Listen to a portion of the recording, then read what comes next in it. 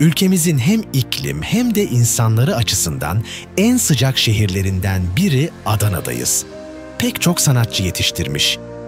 Pamuk üretimiyle ekonomimize katkı sağlayan Adana şehir merkezinde gezilecek yerler, Adana'da ne yenir, nerede yenir gibi pek çok bilgi bu videoda sizi bekliyor. Adana ilinin Seyhan, Ceyhan, Çukurova, Yüreğir, Pozantı olmak üzere 15 ilçesi bulunmakta olup 2.275.000 nüfusu vardır. Adana merkez yeni ve eski Adana olarak ikiye bölünüyor. Eski Adana bölgesi hemen Taşköprü'nün batı kısmında kalan meşhur Kazancılar Çarşısı'na kadar olan kısmı olup, Yeni Adana bölgesi ise şehrin kuzey kısmında bulunan bölgedir. Adana şehrin ismi nereden geldi diye sorarsanız, Hitit etkisinde kalan Fenikeliler, tarım ve bitki tanrılarının ismi olan Adonis bereketli topraklarından dolayı Adana'ya isim olarak vermiştir. Mitolojik bir hikayeye göre ise Uranüs'ün oğullarından biri olan Adanus'tan gelmektedir.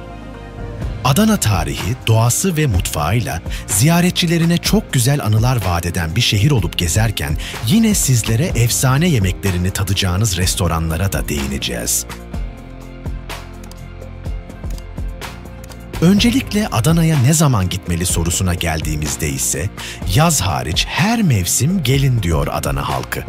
O yüzden yaz hariç her mevsim demekle beraber Adana'ya gitmek için tarih belirlerken Mart ayında Portakal Çiçeği Festivali, 5 Ocak Adana Kurtuluş Yarımaratonu veya Eylül ayında Adana Altın Koza Film Festivali dönemlerini ya da en önemlisi Adana Lezzet Festivalleri Ekim'in ilk haftasını tercih edebilirsiniz. Lafı çok uzatmadan hemen Adana'da gezilecek yerleri sırasıyla anlatmaya başlıyorum. Önce şehir merkezinden gezmeye başlayıp sırasıyla eski Adana bölgesini gezip sonrasında yeni Adana'ya doğru ilerleyeceğiz.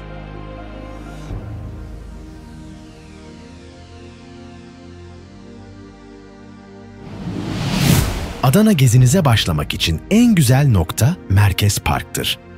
Burada sıcak iklimin sayesinde tropikal iklim dahil başka yerde görmeyeceğiniz yüzlerce bitki çeşidi ve çok başarılı peyzajla karşılaşacaksınız. Dilerseniz Seyhan Nehri boyunca yürüyüş, koşu, bisiklet gibi aktiviteler yapabilir. Asma köprülerden nehrin karşısına geçebilir, kondollara binerek nehir sefası yapabilirsiniz. Çocuklar için mini trene binerek parkı gezmek farklı bir deneyim olacaktır. Parkın içinde dünya heykelli havuz, Japon bahçesi gibi farklı düzenlenmiş alanlarda göreceksiniz.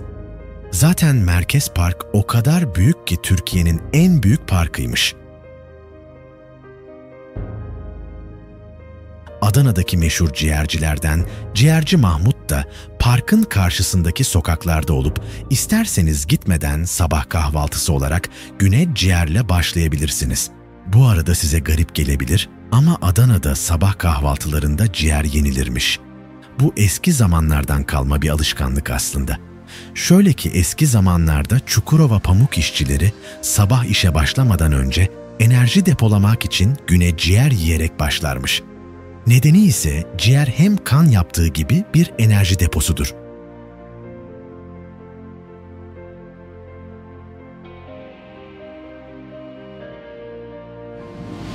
Merkez Parkı'nın sonunda Sabancı Merkez Camisi'ne ulaşırsınız. Türkiye'nin en büyük camilerinden birisi olan Sabancı Merkez Camii, Seyhan Nehri'nin kenarında yer almasıyla Taç Mahalle'de benzetilmektedir. Yapılış tarzı itibariyle Selimiye Camisi'nin kardeşi Sultanahmet'in eşi olarak bilinmektedir. İç süslemeleri ferah ve geniş mekanı ile Adana merkezde görülmesi gereken yerlerin başında yer almaktadır. 4 yarım kubbe 4 mezhebe, 5 kubbe İslam'ın 5 şartına, 6 minare ise imanın 6 şartına denk gelir. Avlusunda 28 kubbe bulunur ve Kur'an'da adı anılan 28 peygambere, ana kubbedeki 40 pencere, Hz. Muhammed'in peygamber olduğu yaş olan 40 yaşa ve 99 metre yüksekliğindeki 6 minare ise Allah'ın 99 güzel ismini anmak için yapılmıştır. 1988'de yapımına başlanan camiye önce belediye Diyanet ve halkın bağışları ile tamamlanmaya çalışılmış, Ancak bitirilemeyince Sabancı ailesi tarafından kalan ihtiyaçları karşılandığı için Merkez Camii olması planlanan adı Sabancı Merkez Camii olmuştur. Sabancı Merkez Camii'den güneye Seyhan Nehri kıyısından gittiğinizde yeşil alanların devam ettiğini göreceksiniz. Bu yeşil alanlar Bayrak Parkı, Zübeyde Hanım Parkı, Ulus Parkı adıyla arka arkaya devam ediyor. Zübeyde Hanım Parkı'nın arka sokağında yan yana sıralanmış tarihi Adana evlerini göreceksiniz.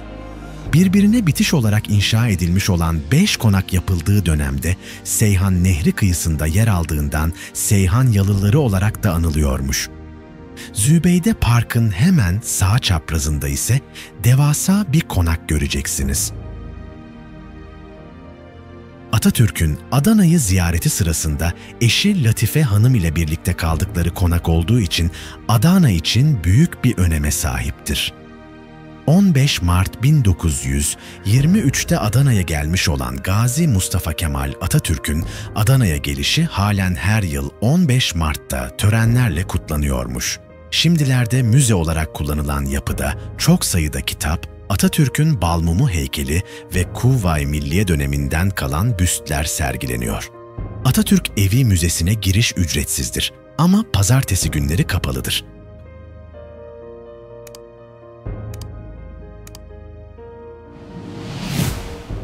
Konaktan çıktıktan sonra hemen yanı başında bulunan Adana Sinema Müzesi'ni ziyaret edebilirsiniz. Sinemada emeği geçen Adanalıların Balmumu heykelleri sergileniyor. Kim bu Adanalı sanatçılar ise Yılmaz Güney, Ali Şen, Şener Şen, Orhan Kemal, Abidin Dino. Sinema Müzesi'nin 2025 giriş ücreti ise 10 Türk Lirası. Müzeden çıktıktan sonra sahil tarafından yürümeye devam ediyoruz ve karşımıza Adana'da gezilecek, görülecek yer denince akla ilk gelen yer tabii ki tarihi Taşköprü. 385 yılında Roma İmparatoru tarafından yaptırılan köprü, dünyanın hala aktif olarak kullanılan en eski köprülerinden biridir. Taşköprü korunma amacıyla 2006 yılında araç trafiğine kapatılmış olsa da, yaya trafiğine açık üstüne çıkıp Seyhan Nehri üzerinden geçerek Seyhan ilçesinden Yüreğir ilçesine ulaşabiliyorsunuz. Bugün 20 Bibi Kemer'den geriye 14 kemer kalmasının başlıca sebebi nehir çekildikçe nehir kıyısındaki yerleşim yerlerinin nehir yatağına doğru genişlemesi ve bu sırada da köprü ayaklarının toprak altında kalmasıdır. Köprüde harika resimler çekildikten sonra geri gelip sol tarafa yürümeye devam ediyoruz. Ulus Parkı'nda biraz mola verip Taşköprü manzarasını izleyebilirsiniz. Tıpkı zamanında Ulu Önder Mustafa Kemal Atatürk gibi. Dinlendikten sonra parkın yukarısında sizleri Adana tarihi Bedesten'i karşılayacak. Ulu Cami Külliyesi içinde yer alan Bedesten ve Arasta'dan oluşuyor. Yan yana küçük dükkanlardan oluşan Bedesten 16. yüzyıllarına dayanıyor. Bugün dükkanlar yenilendiği için tarihi bir dokusu olmasa da hareketli bir çarşı olarak yaşamaya devam ediyor. Ve Besten'den sağ tarafa yürüdüğünüzde ise Çukurorova'da hüküm süren Ramazanoğlu Beyli'nin üyelerinin yaşadığı konağı göreceksiniz. Dünyanın halen ayakta olan en eski evlerinden birisi olarak kabul edilmektedir. Kanuni Sultan Süleyman ve Sultan 4. Murat da Bağdat seferleri esnasında bu evde misafir edilmiştir.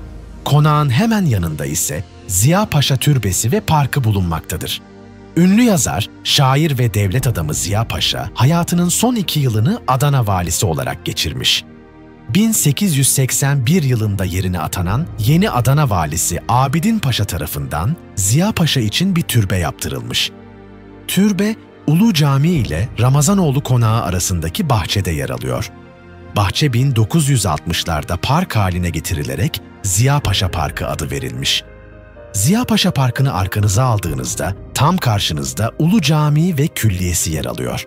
Bu bölgede de çok önemli bir uygarlık olan Ramazanoğullarının geride bıraktıkları en önemli yapılardan birisidir Ulu Cami. 1541 yılında tamamlanan cami duvarları ve içerisindeki mimarisiyle tarihi dokusunu ve kokusunu korumuş bir yapı olup, eski şehrin merkezi sayılabilecek caminin sıcak havalarda kullanılabilmesi için bir de açık avlusu bulunuyor. Gitmişken caminin önündeki çay bahçesinde çay veya kahve içmeyi unutmayın. Sandalyelere oturup şehirdeki hareketi izlemenin tadını çıkarabilirsiniz. Şimdi kafanızı kaldırıp havaya baktığınızda şehrin her yerinden görebileceğiniz tarihi Büyük Saat Kulesi'ne doğru yürüyoruz. 32 metre yükseklikteki Büyük Saat Kulesi'nin yapımına 1881 yılında başlanmış ve 1882 yılında tamamlanmıştır. Kule yapıldığı dönemde Osmanlı İmparatorluğu sınırları içindeki en yüksek saat kulesiymiş. Büyük Saat Kulesi'ni geçtikten sonra ara sokaklara dalarsanız karşınıza Kazancılar Çarşısı çıkacaktır. Gerçekten kazan üretildiği için adı Kazancılar Çarşısı olmuş. Bugün dahi pek çok zanatkarın dükkanlarının olduğu çarşı gezmek, hediyelik almak ve fotoğraf çekmek için gidebilirsiniz. Ciğerci Mehmet Usta'nın restoranı da Büyük Saat'in olduğu sokaklar arasında, zaten ciğer kokuları ve dumanı takip ederek bulabilirsiniz. Burada sadece Mehmet Usta değil, pek çok ciğerci ustasının dükkanı yer alıyor. Ayrıca kanalımızda Adana yemekleri ve restoranları videomuzu da kesinlikle izlemenizi tavsiye ederiz. Kazancılar Çarşısı'ndan yeniden Büyük Saat Kulesi önündeki bedestenin olduğu sokağa çıkıp dümdüz devam ederseniz yol sizi Yağ Cami'nin önüne çıkaracak. Caminin ilk yapılışı aslında bir kilise, Haçlı Kilisesi. Kilise 1591 yılında Ramazanoğlu Halil Bey tarafından camiye çevrilmiş. Bir zamanlar önünde yağ pazarı kurulduğu için Yağ Cami olarak isimlendirilmiş. Taç Kapısı Selçuklu mimarisinin güzel bir örneği olup Yağ Cami'nin bahçe kapısından girerken başınızı yukarı kaldırıp bakmayı deneyin. Bir baykuş silüeti göreceksiniz. Bir de bahçede yer altındaki şadırvanı çok ilginç. Bilinmediği için pek çok kişi görmeden dönüyor. Mutlaka görün derim. Caminin sağ tarafına devam ederseniz de Cezerye üreticilerinin olduğu sokaklara ulaşırsınız. Tarihi Yeni Uğur Helvacısına Cezerye almak için uğrayabilirsiniz. Ama karnınız acıktıysa ya da acıkmasa da olur, kesinlikle ünlü lahmacuncu Ali Usta'ya uğrayıp lahmacunu yemenizi öneririm. Tarifi kendine özgü olup bir dükkan değil, sokak satıcısı olarak kendisini göreceksiniz. Yağ Camisi'nden 10 dakika kadar yürüyerek Bebekli Kilise'ye gidiyoruz. 1880 yılında yapılmış bir İtalyan Katolik kilisesi bulacaksınız. Kilisenin asıl adı St. Paul Kilisesi olmasına rağmen çatısında bulunan 2,5 metre boyutundaki Meryem Ana heykeli bebeğe benzetildiği için Bebekli Kilise olarak anılıyor. Kilise ziyarete açık olup pazar günleri kapalıdır.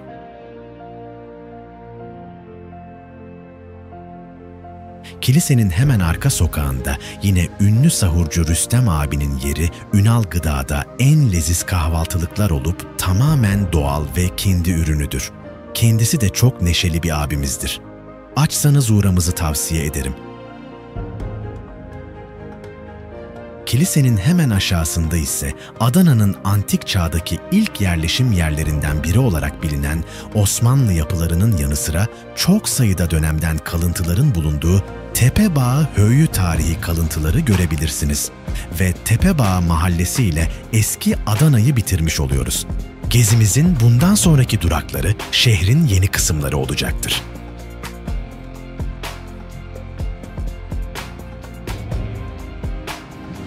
Hazır bu tarihi yeri gördükten sonra Adana halkı ve yöresine ait Adana Etnografya Müzesi'ni ziyarete gidiyoruz. Giriş ücreti 25 Türk Lirası olup Çukurova köylerinde ve Toroslarda yaşayan Yörüklere ait pek çok eşya müzede sergileniyor. Müzeden çıktıktan sonra hayatınızda yiyebileceğiniz en güzel tatlıcıya uğrayabilirsiniz. Kadayıfçı Olcay mekanın ismi ve önereceğim tatlı ise arası kaymaklı çıtır kadayıf tatlısı olacaktır. Hemen yanında yer alan Eyvan Kebapçı'ya ait seyyar çiğ köfteciye uğrayabilirsiniz. Hatta dilerseniz Eyvan Kebap'ta bir kebap ısmarlayabilirsiniz kendinize. Küçük Saat Meydanı'ndan dümdüz devam ederseniz Atatürk Caddesi'ne ulaşacaksınız. Cadde üstünde dikkatinizi ilk çekecek olan yer sağda Adana Büyükşehir Belediyesi binası olacak. Belediye geçer geçmez ise Abidin Dino Sanat Parkı'nı göreceksiniz. Dünyaca ünlü ressamımız Abidin Dino. Adana'nın yetiştirdiği pek çok sanatçıdan biri. Dino Adana'da yaşadığı dönemde Yaşar Kemal, Orhan Kemal gibi diğer sanatçı arkadaşlarıyla buluşup bu parkın olduğu yerde sanat sohbetleri yaparmış. Parkta bu sanatçıların heykellerinin yanı sıra sizin de dostlarınız ile oturup sohbet edebileceğiniz banklar yer alıyor. Abidin Dino Parkı'nı geçtikten sonra bu kez solda kocaman ve yemyeşil Atatürk Parkı'nı göreceksiniz. Girişte sizi ihtişamlı bir Atatürk heykeli karşılarken, parkın içinde süs havuzları, çocuklar için oyun alanları ve ağaçların arasında yürüyüş yolları göreceksiniz. Parkın hemen arkasında ise Amerikan pazarı vardır ve ürünleri Amerika'dan direkt gelmektedir. Eğer size uyarsa uğrayabilirsiniz. Adana'nın birbirine paralel 3 büyük caddesi, bulvarı bulunuyor. Bu caddeler Yeni Adana'nın kalbinin de attığı caddelerdir. Atatürk Caddesi, belediye binası ve Atatürk Parkı'nın bulunduğu caddeydi. Atatürk Caddesi'nin sağ paraleli Gazi Paşa, sol paraleli ise Ziya Paşa caddeleri. Kafeler, restoranlar, mağazalar bu 3 caddenin üzerinde görebilirsiniz. Atatürk Parkı boyunca her türlü kafe, restoran ve eğlence merkezleri bulunuyor. Gazi Paşa Caddesi'ye ise adresiniz muzlu sütüyle ünlü Kazım Büfe olsun. Acıktıysanız da Yeşil Kapı Kebap'ta Adana ya da karışık kebap yiyebilirsiniz. Ziya Paşa Caddesi'ye bolca lüks mağaza ve kafeler bulunuyor. Alışveriş için güzel bir bölge olup, hatta akşamları şöyle 2 kadeh bir şeyler içelim derseniz, barlar ve pubları da bu bölgelerde görebilirsiniz. Ziya Paşa Bulvarı'nın sonunda Adana'yı Anadolu'ya bağlayan Adana Tren Garı bulunuyor.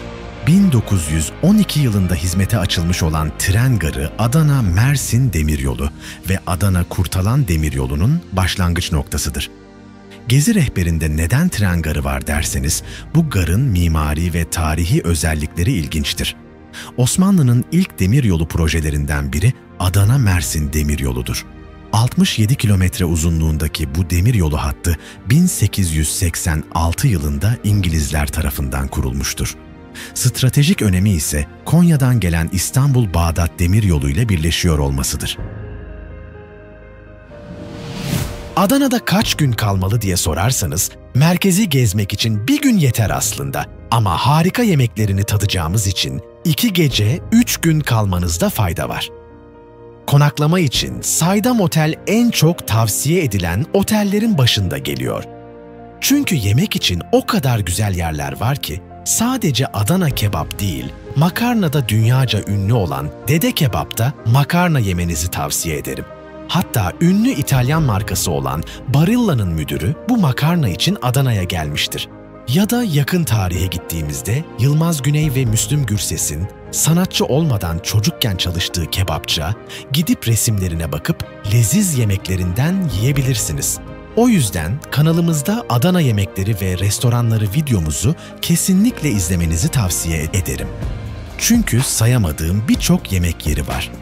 Bunlardan birkaçı ise Doktorum Yılmaz Şalgam, Şırdancı Bedov, Kaburgacı Yaşar, Meşhur Levent Börek ve birçoğunu Adana yemekleri videomuzu kanalımızda izleyebilirsiniz.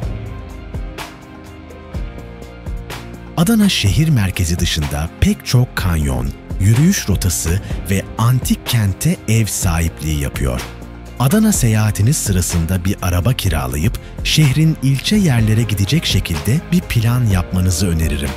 Toroslara doğru ilerlediğinizde muhteşem güzellikte bir doğa sizi bekliyor olacak. Bunu kaçırmanızı istemem.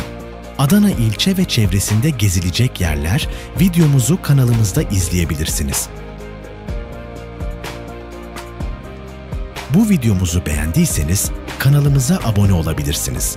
Bizlerin atladığı sizin de Adana merkezde tavsiye edeceğiniz yerler varsa yorumlar kısmına yazmayı unutmayın lütfen. Herkese iyi gezmeler dileriz.